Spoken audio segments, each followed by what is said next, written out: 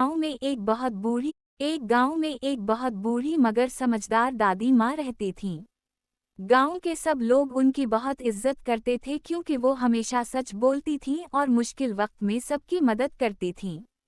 एक दिन शाम के वक्त गांव के चंद बच्चे दादी माँ के पास आए और कहने लगे, दादी माँ, हमें कोई हैरानकिन कहानी सुनाएं।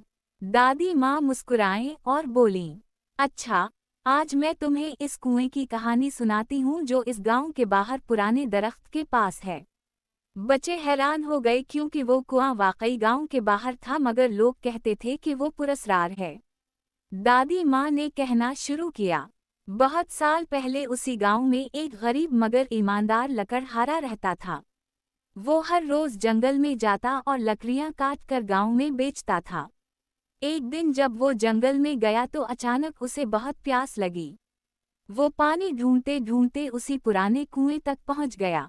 जब उसने कुएं में झांका तो उसे पानी के अंदर से अजीब सी रोशनी नजर आई।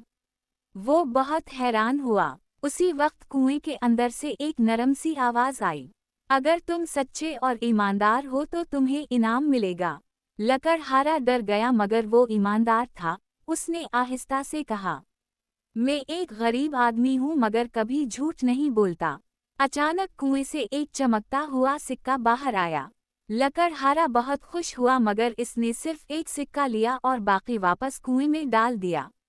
वो बोला, मुझे सिर्फ इतना चाहिए जितना मेरी जरूरत है। अगले दिन जब गांव के एक लालची आदमी को ये बात पता चली तो वो भी कुएं के पास गया। इसने कुएं में झांक कर जोर से कहा, मुझे बहुत सारे सिक्के चाहिए।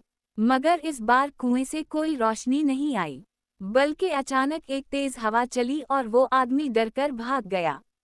दादी माँ बच्चों की तरफ देखकर बोलीं, बच्चों, इस कुएं का राज यही था कि वो सिर्फ ईमानदार लोगों को इनाम देता था। एक बच्चा बोला, दादी माँ, क्या वो कुआं आज भी मौजूद है?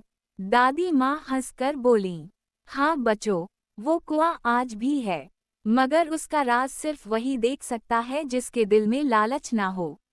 बच्चे ये सुनकर खामोश हो गए। इन्हें लगा जैसे दादी माँ सिर्फ कहानी नहीं बल्कि जिंदगी का सबक सुना रही हैं। दादी माँ ने आखिर में कहा, याद रखो बच्चों, ईमानदारी हमेशा इंसान को कामयाब बनाती है, जबकि लालच इंसान को मुश्किल में